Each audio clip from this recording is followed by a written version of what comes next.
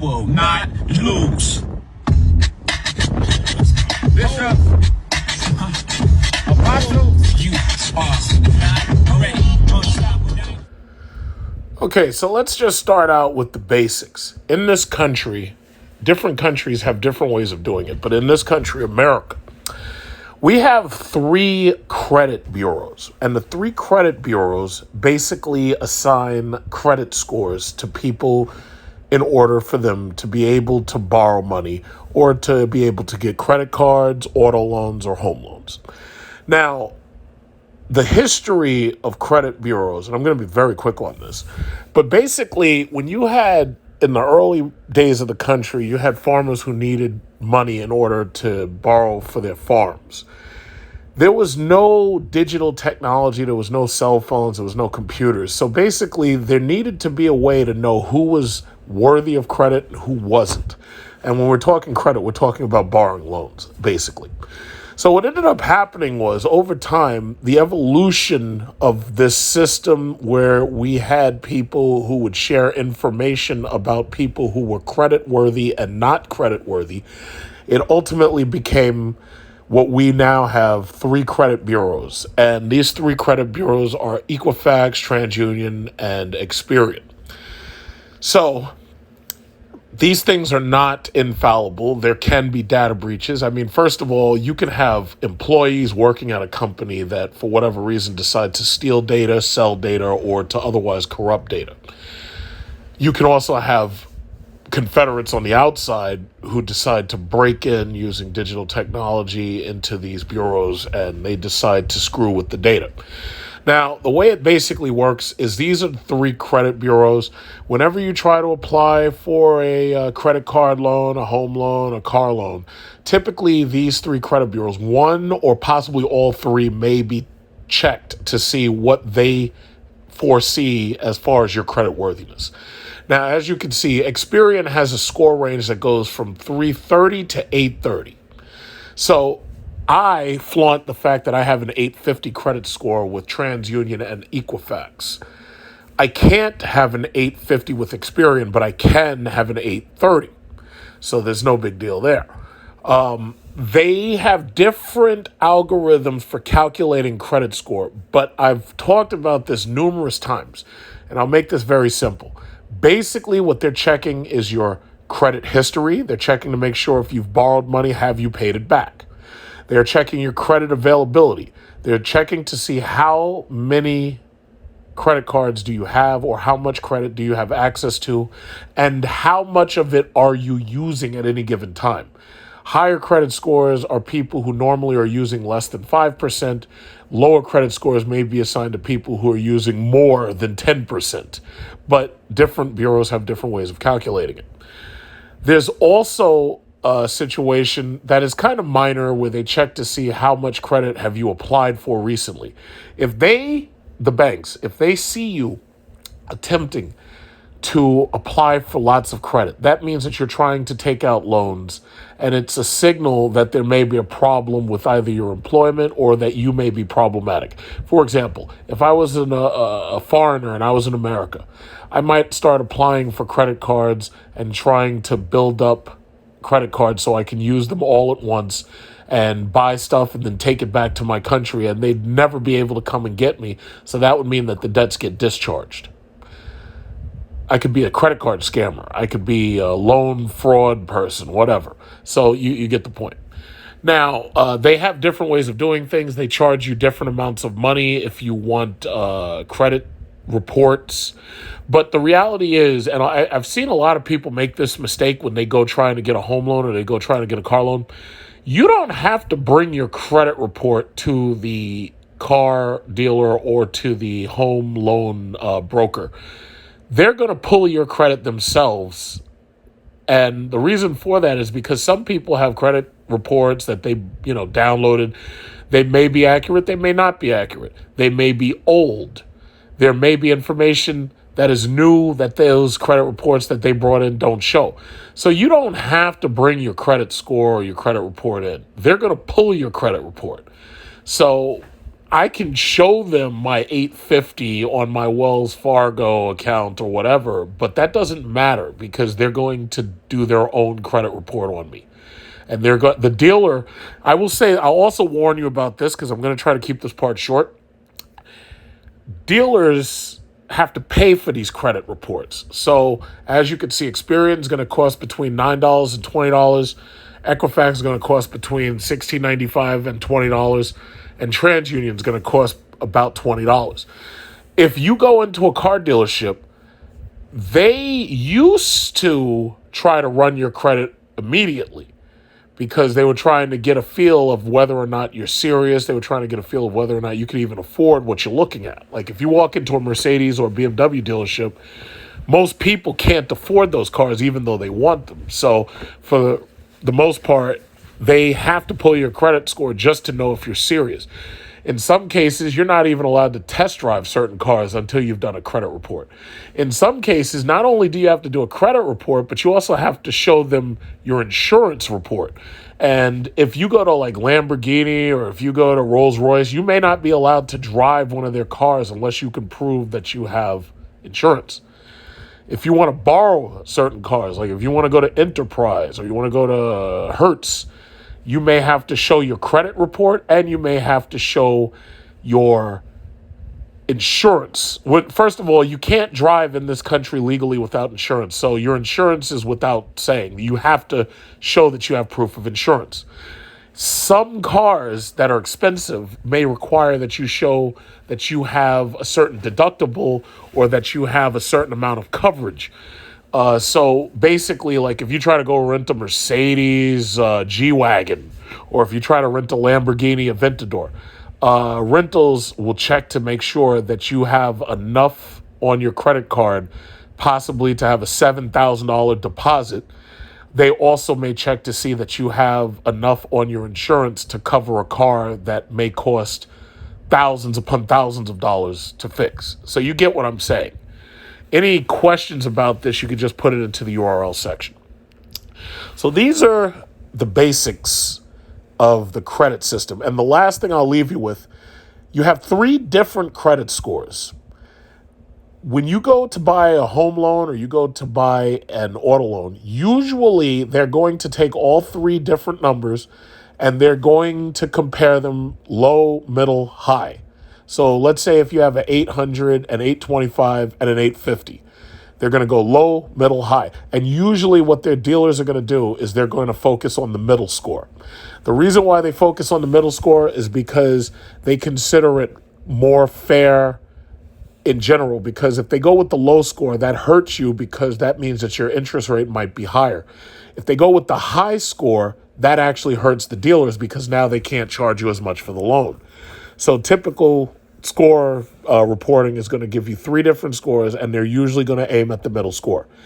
Your goal is to make sure that your middle credit score is as high as possible. Now listen, there are people on YouTube that give out fucking horrible information. There are people who try to tell, oh, you don't need to play the credit game. You don't need to worry about your credit score. You need to make sure you have what all the money is in cash. Yeah, well, guess what, guys? The reality is most people ain't going to be able to afford to buy a house in cash. Because unless I've showed you houses that cost between $500,000 and $750,000, and these are starter houses. Unless you're walking around with $500,000 cash or $750,000 cash, chances are you ain't buying shit in cash. You're going to take out a loan. That's just reality. I don't deal in bullshit or rhetoric. I deal in reality. If you're buying a car, even if you go out to buy an economical car, let's say you try to go buy a Chrysler Pacifica minivan, which again is my favorite car if I was going to do road trips. The reality is, chances are you ain't got between $30,000 and $40,000 laying around. Now, I'm not saying that you can't save that kind of money, but I'm saying chances are you ain't got that kind of money. $20,000, $30,000, $40,000, it's going to take you a couple of years to build up that money. The beauty of the credit system is it allows you, especially if you treat it with respect, to get things that you can't afford now, but that you absolutely need now. Let's say it's something like a job. Some jobs, if you don't do a credit report at that job, they're going to ask you for your social security number and they may check your credit. Certain jobs don't want you if you don't do a credit report and it comes back that you have good credit because they think perhaps you're corruptible, perhaps you can't be trusted. So some jobs will not hire you unless you have a good credit score. There are some insurance companies that will not take you unless you have a good credit score. And I don't want to hear anybody with this bullshit about, oh yeah, well, I'll just have cash and I'll pay for my surgery in cash. Who the fuck, if you came down with brain cancer tonight, and by the way, I can't make this shit up. I got an aunt with brain cancer. She's had it for over like 30 years. And it's it's minor, it's like small. I got relatives who've had prostate cancer. And I got one relative right now who may have to have his prostate taken out. So listen, these people on YouTube with this bullshit about you don't need credit and all this, yeah, well, when you hear them talk, you can listen to them. Maybe it's entertaining. Let me tell you something. The future ain't what it used to be. The future ain't what the past used to be. When it comes down to them checking your credit for jobs or better paying jobs, when it comes down to them checking your credit for fucking health insurance, for car insurance, for a home loan, for house insurance, let me tell you something. You'd be a goddamn fool not to fix, repair, or to improve your credit. You'd be a fucking fool. Of all the things that I've ever done, making sure that my credit was tip top 850 is the best thing that I ever did. Of all the things I've ever done, making sure my credit was tip top was the best thing I ever did. You don't hear me crying racism. Oh, I can't get a home loan because I'm black. Nah, motherfucker. When I walked into the broker, I'll never forget this shit. When I walked into the broker, I showed them my social security number. They ran that credit. They were like, yeah, what kind of house do you want? None of that, oh, I can't get a house because I'm black. I can't get a house because I'm a female. I can't get a house loan because I'm a transformer. I'm a transsexual. I'm a Transformers! Robots in disguise. Autobots wage their battle to destroy the evil forces of the Decepticons. You're not going to fucking hear me crying and whining and shit. You're not going to hear that bullshit coming from. I'm a true Republican. Fuck these fucking big government conservative pieces of shit. I'm the real Republican. I'm the big black Republican. That's who I am. So I don't want to hear that bullshit. Ooh, they gave me a subprime loan because I was black. Oh, they gave me a subprime loan because I'm a female. Oh, they gave me a subprime loan because I'm a transformer. I don't want to hear that shit.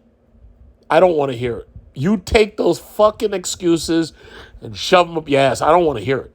I just don't want to hear it. None of this is a surprise to me. The Biden administration, one of the things that I pay very close attention to the market. I don't pay attention to sports. I don't watch fucking WNBA, obviously. But I pay very close attention to the stock market. I pay very close attention to the housing market. I pay very close attention to the government. So they can't spring some shit on me that I didn't see coming because I watch them very, very closely. The Biden administration was talking about trying to get rid of the credit bureaus. Now, this story is February 2022. The government knew that we were going to go into recession and possibly a stagflationary environment. They knew it. Before we had the issue with Russia versus Ukraine, before we had the sanctions on Russia that they claimed drove up gas prices, but we already saw gas prices go up anyway before Russia. Thing about it is they knew that this was going to happen.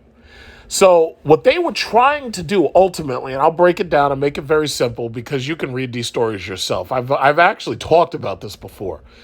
The Biden administration wanted to replace credit bureaus with public credit reporting agencies. What is the problem? Well, it's very simple. You got all these kids signing on these promissory notes for all of these student loans. You've got all of these adults haphazardly out there spending their money, wasting their money, getting credit that they should not be getting or that they can't afford to have. They are spending the money. They are spending on credit.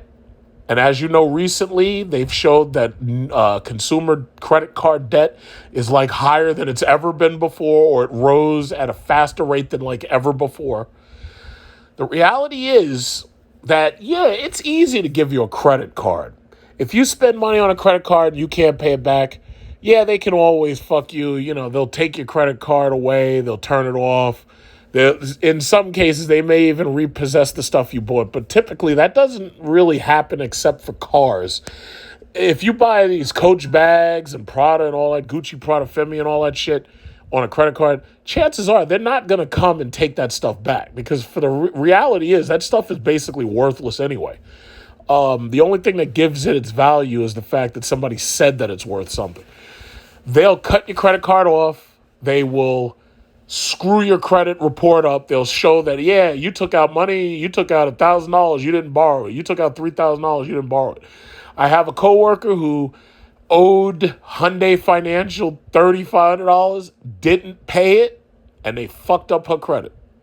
So they made it so that the best loan she could qualify for is 11%. They made it so that if she wanted a new car, she couldn't get one. Because if she did try to get one, the interest rate would be so ridiculously high she wouldn't be able to afford it. So what they're doing is, ultimately, they're trying to create more wage slaves. They're trying to create more debt slaves. And they're trying to figure out ways to free up your debt-to-income ratio. So basically, banks think that if you have a certain amount of debt, they have what's called the debt-to-income ratio. If you are spending more than 50% of your income on your liabilities or your debt, they don't want to give you any loans, specifically home loans and car loans. Your debt-to-income ratio is extremely important because if you want to be able to buy a house and you want to be able to get a home mortgage, chances are you need to have a debt-to-income ratio below 45% or 0.45. It's very simple. You take your debt and you divide it by your income.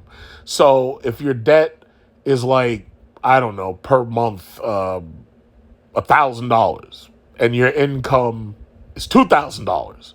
If you divide 1,000 into 2,000, then you'll come up with a debt to income ratio and it will tell you a percentage of how much of your money is being spent to pay the debt. It's actually a little bit more complicated than that, but I could go into that into another video because I'd really like to use my iPad to show you that. Bottom line is, these student loans have literally strapped a whole generation. Now, I'm a millennial. I'm 40 going on 41.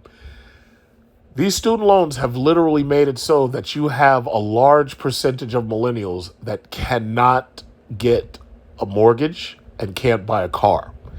Unfortunately for this country, car loans and mortgages are the largest investments that the average American makes. Those are the major consumer spending variables that they report on in order to claim that the economy is doing good. Car loans, home loans, and obviously, shopping. Here's the problem, though. Oil, gas prices, energy prices are so high, most people aren't shopping.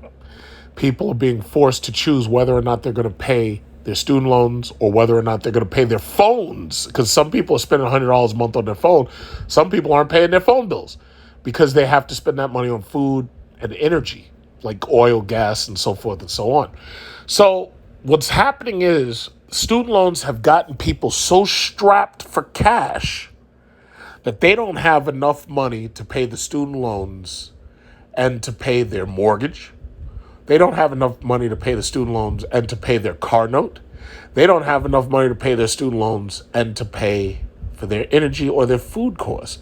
So naturally, the first thing a human's going to do is going to see, like, yeah, listen, I paid my student loans, but nah, fuck that. I got to pay for food. I got to pay for my baby food, my formula for the baby. I got to pay for my Brazilian butt lift. They're going to choose and prioritize certain things over others. That's just the reality. The Biden administration wanted to get rid of these credit bureaus. But guess what? It was just a proposal. And as I've tried to argue with these idiots on the manosphere, the president cannot go after certain institutions without congressional movements. The presidency is not supposed to make law. The presidency is not a legislative body. The Supreme Court doesn't make law. The Supreme Court is not a legislative body. The Congress is. The presidency does not control the purse. The presidency cannot unilaterally say, yeah, I'm going to wipe out student loan debt. The president can't do that. The Supreme Court can't do that. The Supreme Court does not have the power of the purse. The Congress does that. But right now, the Congress is so divided, which is the way it should be, but the Congress is so divided that the presidency wants student loan forgiveness, can't get it. So what they're trying to do is trying to figure out ways to attack the bureaus. They're trying to attack the people who decide whether or not you're credit worthy, because they believe that if they do that, that it will allow them to get around the Congress. Now, there are some people who are not credit worthy, who have shitty FICO scores, who have shitty credit scores in general, and they want a president to get rid of these credit bureaus. The reality is the presidency can't do that. Not only that, but because the government is not supposed to be able to interfere with private contracts under the 14th Amendment, the government itself has a difficulty, the Congress has difficulty attacking the credit bureaus, because the credit bureaus have been along so long at this point, and so many lenders go by what the credit bureaus give them as data, that the Congress at this point can put regulations for the credit bureaus, but for the most part, they can't get rid of them. If the Congress or if the government, I'll just say the government, if the government ever got rid of the credit bureaus, we'd be in chaos, because first of all, the credit bureaus are part of supply and demand. The credit bureaus make it so that demand is actually low. If all of us had excellent 850 credit scores like me, then that means that everybody would be able to apply for any loan that they want and they'd be able to get it. So that means that it would be easier for them to get home loans or car loans. But the problem is there's only so much supply in home loans and car loans. We're experiencing that right now. We've got crazy ass markups on cars. We got $30,000 market adjustments, $100,000 market adjustments. The whole point of the credit system is to basically assist the market with supply and demand. But here's the problem. You've got a lot of people, I'm not going to name names, who whine and complain that their credit is fucked up and that they can't get the loans that they want. To which I reply, whose fault is that? You're the one who went out there and you spent money on something that you couldn't afford, and when you defaulted on it, the credit reporters said that you defaulted on it. That's not their fault. Now, when it comes to, what is it called? Child support, fucking up people's credit. Well, that all depends how you feel about that, because the reality is, as far as I'm concerned, when y'all made those vows and you said till death do us part, you're not supposed to be getting divorced. Now, I understand that there are some crazy bitches. There are some guys out there who beat the shit out of women. I understand that. And I understand that, you know, divorce is just one of those things. But bottom line is, I'm going to stay away from that one, because that's between you and your credit bureau. I got nothing to do with that. But if they put a judgment on you and you don't pay it, then basically you've defaulted on a debt. If, and this is another thing, and I've said this before because I've made a couple of financial advice videos, but let me tell you something. If you're going to get married, make sure that the person you're marrying doesn't have crazy amounts of debt. You should damn near ask to see their fucking credit report. Not their credit score, but you should almost, if you're going to get married, you should ask to see their credit report. Because there's women who are hiding Student loan debt, which I talked about in the last video. There's women who are hiding how much debt they have. There are men who are hiding how much debt that they have. So before you get married, you should damn near make sure that this other person isn't so deep in debt that when they add their name to yours, that you end up assuming their debt. Because, and I will say, this student loan thing has gotten so out of hand that it's literally just infecting everything. It's infecting marriages. It's infecting the divorce rate. It's infecting home purchasing, family planning. And that's just what it is. But the bottom line is Biden ain't got the power to get rid of the credit loan bureau, so you can forget that shit. So, anybody who thought that he was going to be able to just wave a magic wand and get rid of the credit bureau ain't going to happen. It's just not going to happen. It's never going to happen. Especially not with him. It's just not going to happen.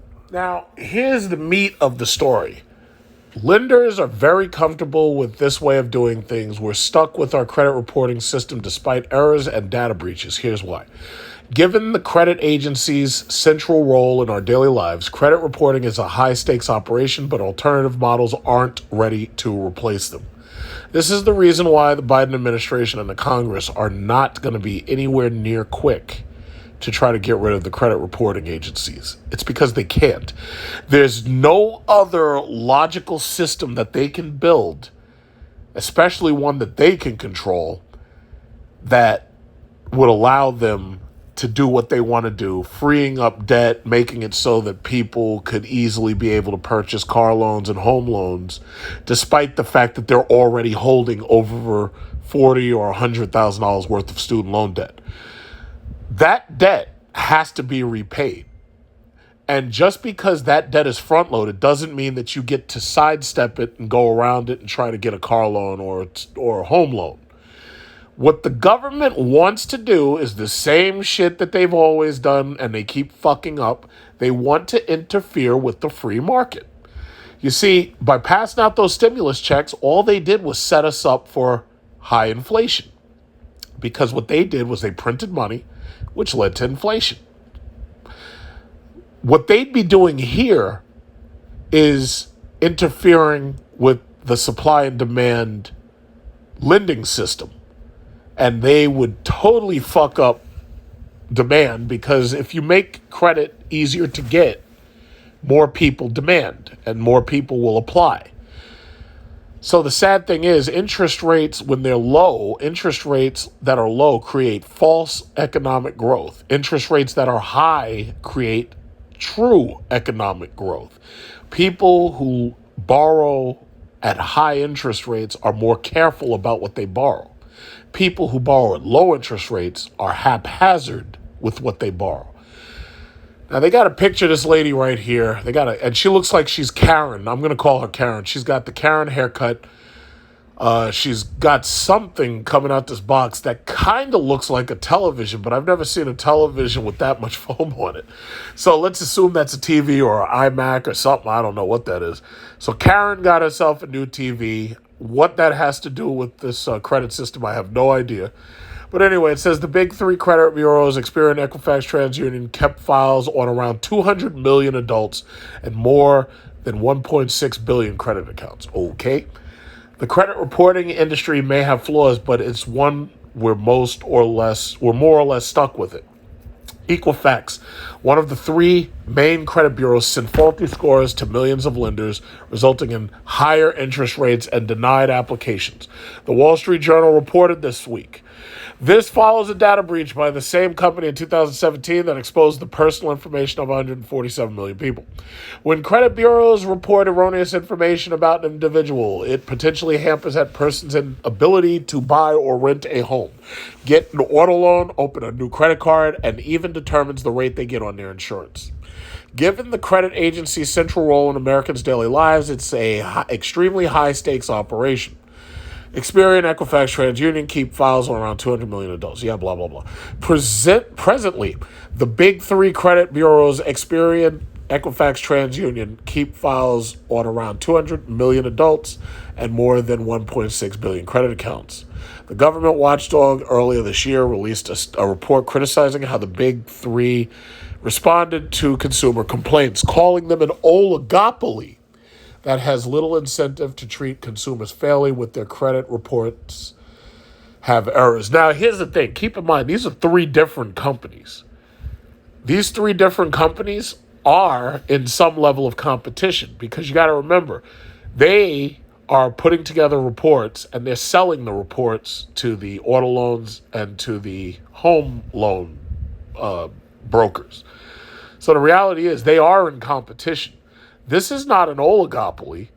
This is just a business based on telling other businesses whether or not they can trust you. But anyway, regarding the Equifax coding error, the company said in a statement on its website that it took errors in data very seriously and added it was a technology coding issue between March 17th and April 6th that has since been fixed. So the question is, why the fuck are they talking about this shit why are they talking about it now in August?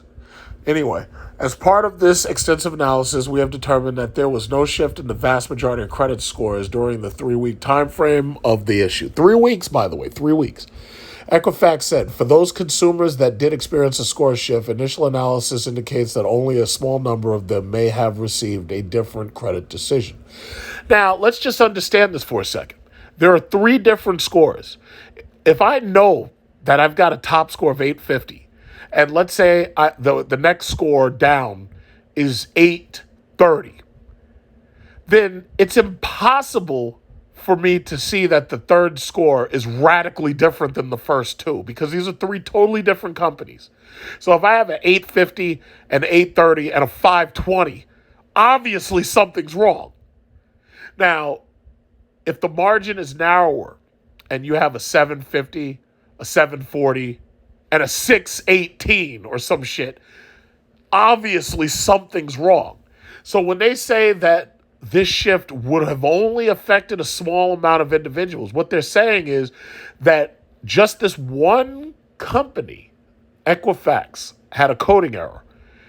Obviously, the score is going to be so radically different than the other 2 scores that it'll be obvious, and the decision on whether or not to give you a loan is going to be made based on the fact that those scores were analyzed and the history was analyzed, but there was something obviously wrong with one of them. And this is the reason why they always go by the 3 scores: high, middle, low.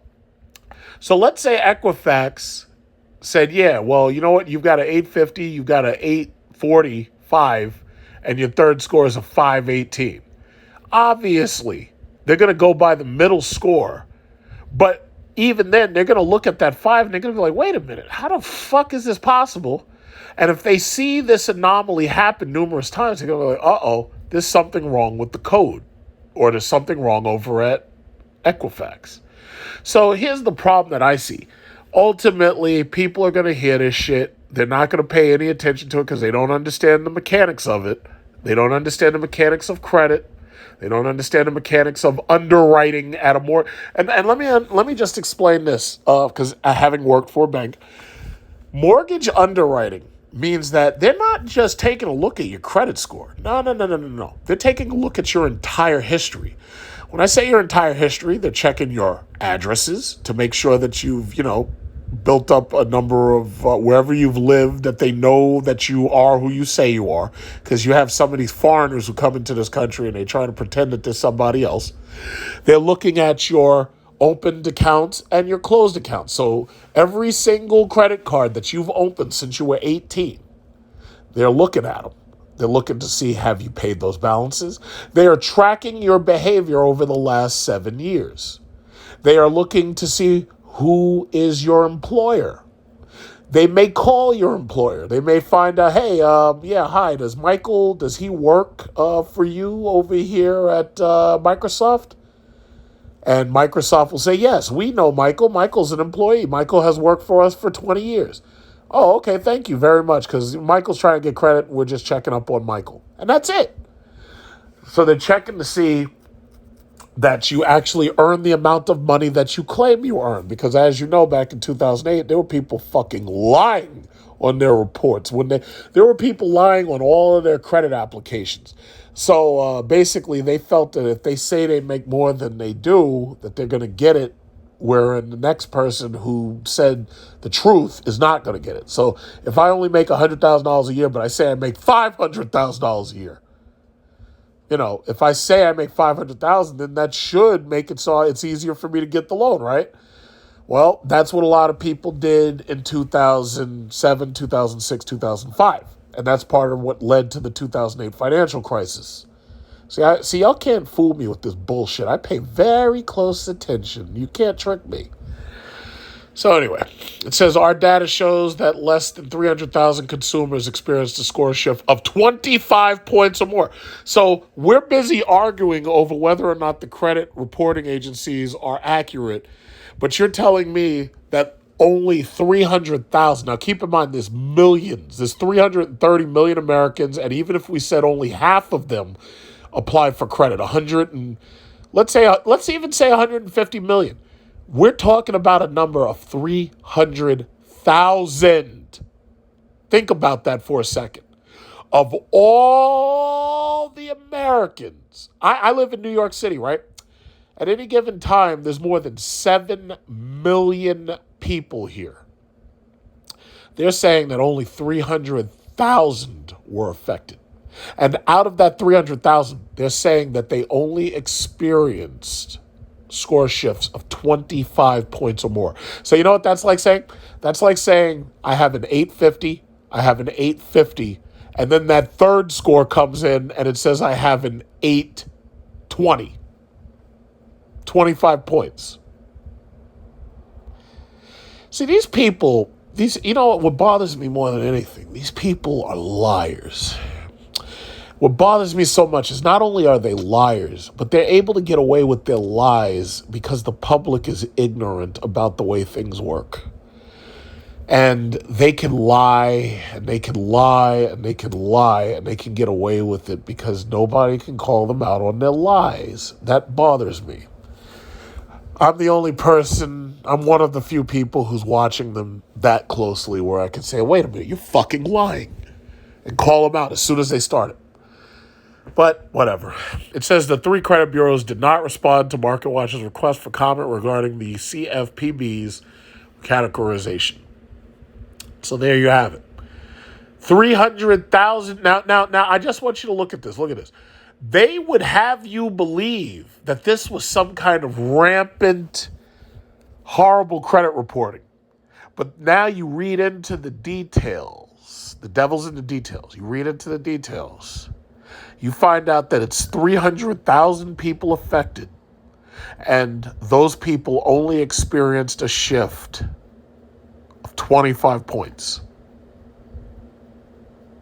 Are y'all with me? They would have you believe that the entire country is experiencing a massive data breach and the credit system of the entire country is falling apart. But when you actually look into it, it's 300,000 people out of multiple millions, and that their credit only went up or down by somewhere around 25 points. Think about that for a second. Think about that. This is shitty journalism. Now, I would argue, and I would bet that most of these journalists who work for most of these companies making all of these stories, I would argue most of them have probably never worked in finance. I would argue that many of them, and I've actually seen this, some of these articles that you read are computer generated. Some of these articles throw together data and they just generate an article, and it leaves it up to you to interpret it. Because, see, the numbers aren't lying, but people do lie about numbers. But that is what you got. That's what it is. 300,000 people, a 25-point difference in their score. Think about that. And now that I've explained to you how the credit reporting bureaus work, you understand that there's a high, a middle, and a low. They're not going to go by the low. They're going to usually go towards the middle. at the most, they're going to do an average of all three scores, but they're usually going to go after the middle. And even if they did an average of all three scores, that would still work towards your advantage. Because imagine, let's say if you have a very narrow margin of error. Let's say you have a 700, a 680, and a 630. If they do an average of those three scores, for the most part, it's going to point towards the middle score anyway because of that bell curve. But you know what? Nobody cares. Nobody cares. See, that I understand enough of this to understand that these people don't give a fuck. All they want is what they want. They just want to be able to get that credit so they can run out and buy a Hellcat. They just want to get that credit so that they can run out and get a house they can't afford. They just want to get that credit so they can run out and buy a new boat.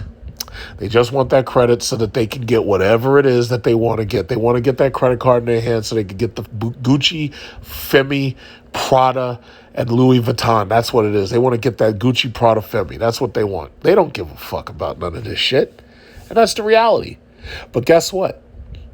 I also understand that these systems ain't going nowhere. I also understand that if you're in debt, you're gonna pay. Now, you have a choice. You can either pay now, you can pay over time, or you can get hit with a balloon payment somewhere down the road.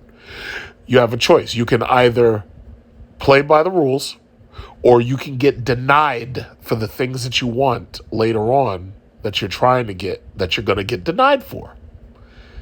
So I understand how this system works as well. And that's just how it works. So you can complain about it. You can try to complain about racism, sexism, ageism, all that bullshit. Bottom line is, if your credit score is not good, if your credit scores are not good, you have nobody to blame but yourself. Millions of Americans could soon face an additional $393 monthly payment. A key measure that eased household burdens during the pandemic is about to expire, but there are alternatives that may help people cope. A key COVID relief measure that affects the finances of millions of Americans is about to expire, creating financial uncertainty at a time when the economy is slowing and interest rates are on the rise. Well, I've gone through this before very quickly because I'm not going to spend too much time on this. Interest rates are better when they're high because it leads to true economic growth. People who get cheap credit at low interest rates are more likely to borrow, and they're more likely to borrow haphazardly. The federal government has pushed themselves into a corner where they have to raise interest rates. If they keep interest rates low, they will only drive up inflation. If they raise interest rates too high, they won't even be able to service the national debt, which is over $30 trillion. They try not to talk about the national debt, and I think a lot of Congress people, either they don't understand how this system works or they are completely ignoring how it works. But the bottom line is the Federal Reserve is raising interest rates up until a point, but they are going to eventually stop because they can't raise interest rates too high because otherwise the national debt would become unpayable. And then America would default on its debts, which we can't do. We can't allow that to happen. When they say that this government raising interest rates is destroying the economy, what they're really saying is that all of you people that have created an economy based on borrowing money, well, guess what? That bubble has burst. And now, going forward, the only money you're going to have access to, you're going to have to work for it, or you're going to have to pay more for it. So that's just a simple reality. The pause in student loan debt repayments is set to end after August, leaving millions of Americans who owed student loan payments anxious and worried. Well, guess what? I paid off my student loans in 2015. So I'm not going to be anxious, and I'm not going to be worried. The average student loan payment is $393 a month, according to Federal Reserve data. Some 45 million Americans owe a collective $1.7 trillion with a T. Thank you for telling me how to fucking spell trillion. Thank you. In student loan debt. The temporary pause in repayments helped Americans pay for necessities, like Dogecoin and Shiba Inu, and stay afloat during the economic downturn and steep layoffs caused by the pandemic. The current average federal student loan debt in the United States is $37,113. The average student loan debt to income ratio, and this is what I talked about with that debt to income ratio, all you do is you take your debt and you divide it by your income. It's very simple. For a new graduate, it's 54.6%. Now, let's just talk about this for a second. If you have 54.6% debt to income ratio, you may remember that there was a movement, I believe, by Dodd-Frank, congressmen. There was a movement to try to control debt to income ratio mortgage lending. Now, what ended up happening, anytime the government tries to fuck with supply and demand, it always backfires. But here, you see this 54.6%? What that means is that more than 54% of your income is going to pay your debts. That is bad. That will most likely automatically make you ineligible for most mortgages. Banks that are giving you a mortgage for a house want to see that you have a debt to income ratio lower than 50%. So that would mean that less than half of your money that you make every month is going to pay your debts. Hopefully I've explained that as well as I can. That's why I say it slowly and whatnot. So if you have a 54.6% debt to income ratio, you ain't getting no goddamn house. You'll be lucky if you can get a car, and chances are it's going to be a cheap car. You're not buying no fucking Scat Pack. You're damn sure not buying no 85,000 Jeep SRT or no Trackhawk that's a 99,000. You damn sure ain't getting that. You're not getting any electric Cadillacs. You're not getting any $60,000 Hyundai G90s or anything like that. You're not getting none of that. You're not getting no Mercedes that costs anything. Now, I would say it like this. If you go after one of these cars, the best you're going to be able to do is probably a car that costs less than $30,000. But if you got a debt to income ratio higher than a 54, well, this is higher than 54.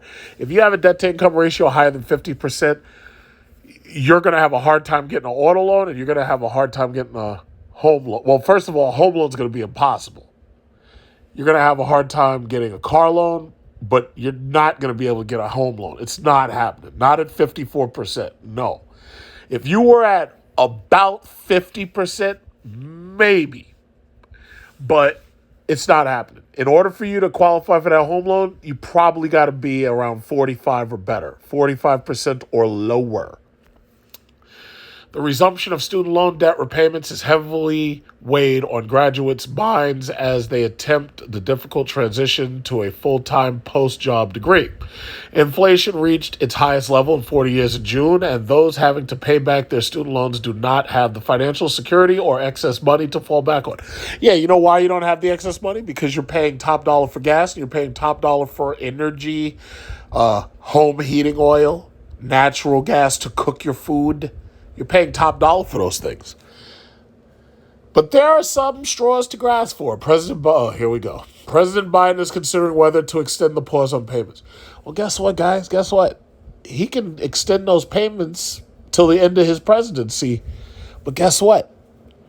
The longer he is extending those payments, the more interest is growing and accumulating on your loan, and the larger your principal ultimately is going to be, because they may not just assess interest, they may assess other fees. Now, even if you cancel out all the fees, the interest is still going to be there. Ain't no bank going to loan you no money without charging you interest. It's just not going to happen. Even at the lowest interest rates, you're still going to pay something. I mean, they're not going to give you fucking money just to give it to you. Now, there are some European countries that have negative rates because they're so desperate to keep these people alive. And because you got to understand, in some countries, the people would fucking pack up and leave.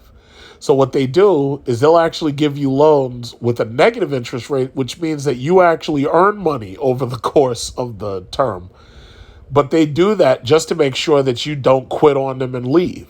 So there are banks that actually have negative interest rate mortgages. This country just ain't doing that. This country's not one of them. President Biden is considering blah, blah, blah. The moratorium on payments has been extended several times already. In addition, he is considering outright forgiveness of some student loan debt. He has not yet made a decision on student loan debt forgiveness, but the Department of Education has a protocol in place if he does. One possibility reportedly under consideration would be $10,000 forgiven per student loan borrowers with incomes up to $125,000 per year.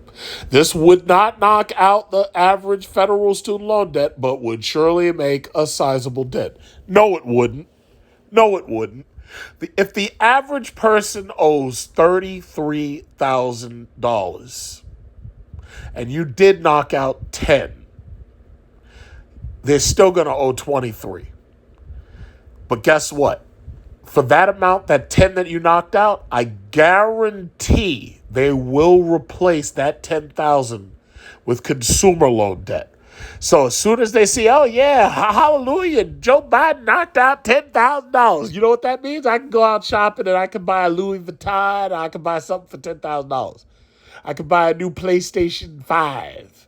I can buy an Xbox and a PlayStation 5. I spend $1,000 because now I've got $10,000. You know, I'm actually ashamed to say this. If you've made it this far, I have a confession to make, and I'm ashamed of it.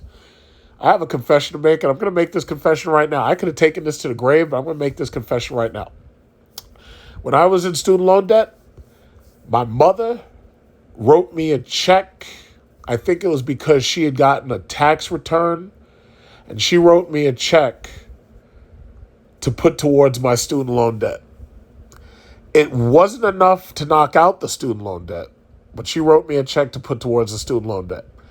I honestly do not remember all of the details regarding that, but what I do know is that I used her money to pay the student loan debt, but I simultaneously created more debt on the side. People need to be responsible for their own debts. Now, first of all, my parents were paying, specifically my mom. My mom was paying for my college loans up until I think I was a senior. So for her, she didn't put enough thought into it. And I didn't have the mind that I have now. But if I had the mind I had now, I would have probably told her, no, keep this money. Keep it.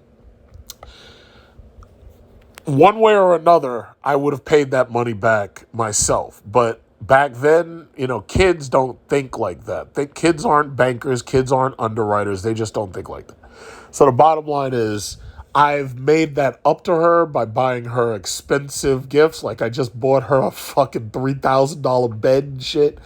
And I've gotten her other expensive things, like giving her money for her kitchen and, and the expense. When you're my age, when you're 40 and shit, you got parents who are in their 60s, the expensive gifts don't seem to stop.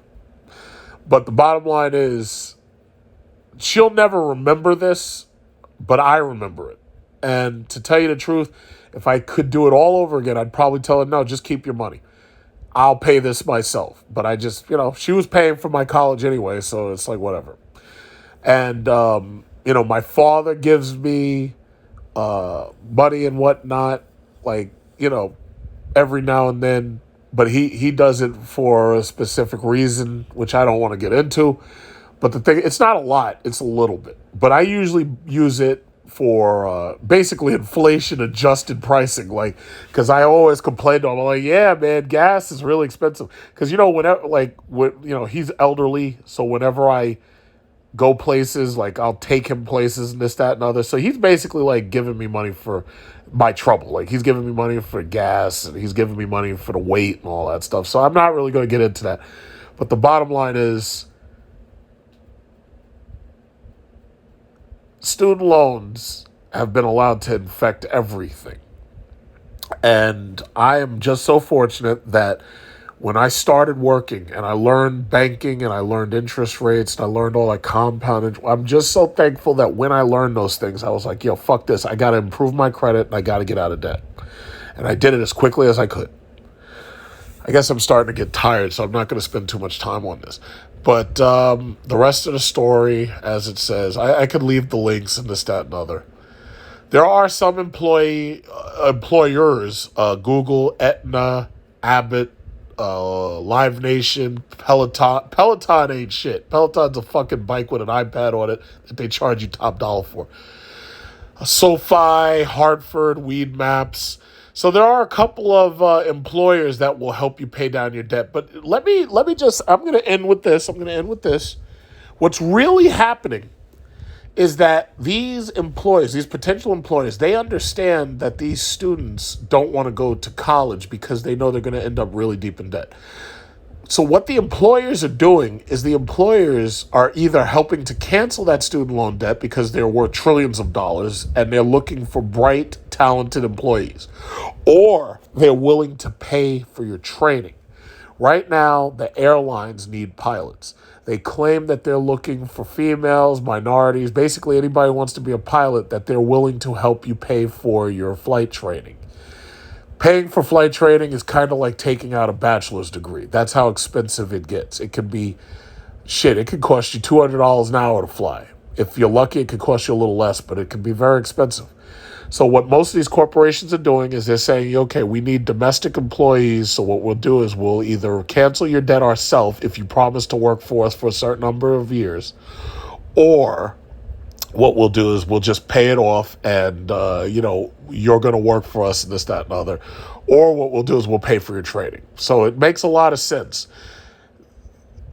The burden is being shifted towards the corporate side. I don't have a problem with that because that's private contracts. That's between you and your employer.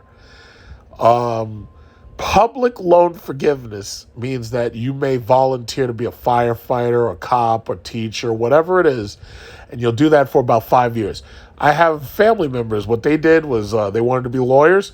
They got a law degree. They passed the bar. They started working as a lawyer, but they owed 5 or 6 years worth of pro bono work to the public. So they're defending fucking criminals and getting them off and shit. So public loan forgiveness, I have no problem with that either. Unfortunately, that does kind of negatively affect the taxpayer. I actually prefer the loan forgiveness when it's done on the corporate level because, Google's fucking worth trillions of dollars and shit. Apple's worth trillions of dollars.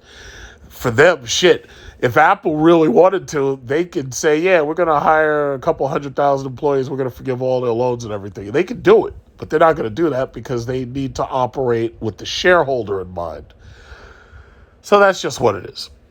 So yeah, I can feel myself getting tired. It's like 10:25 now. So I hope you've learned something from this, all this news I've read to you. I've basically front-logged all of this data into my brain.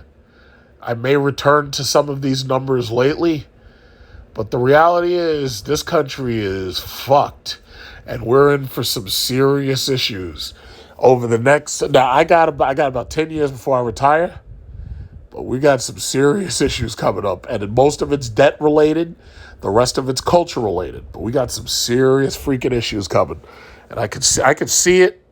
Right now. I'm trying to get all the information I can so I can see it coming, and try to avoid it as much as possible. Tucking my money away. I'm not spending like a drunk sailor, and I'm getting ready for my retirement. I want out of this motherfucker. I want out. Because first, I think and I'm going to leave you with this. I think you've noticed crime is going wild. There have been a number of stores where the store owners are being attacked and they're literally killing the attackers. Like it used to be where the attackers go in there, kill the store owner and steal shit. I just watched a video of a Chinese guy. Oh, well, then again, his name was Nguyen, so he's Vietnamese. And a smoke shop. This motherfucker stabbed the shit out of the robber who jumped over the table, stabbed the shit out of him. And it's no surprise that the crime is increasing. It's no surprise that you're seeing all this crazy violence. It's no surprise at all. These people are getting crazy and they're getting desperate. That's what's happening. Some of them got loans. Some of them don't have loans at all. But some of them are just stupid and they don't know how to get a job that pays them what they want so that they can get their Gucci, Prada, and Femi. Some people have given up on the possibility of buying a Hellcat. So what they do is they simply steal it. You've had a number of people who've tried to steal people's cars. They've been shot dead on the spot. Home invasion, let me tell you something. As far as home invasion, I got an AR-15 right here that I keep loaded.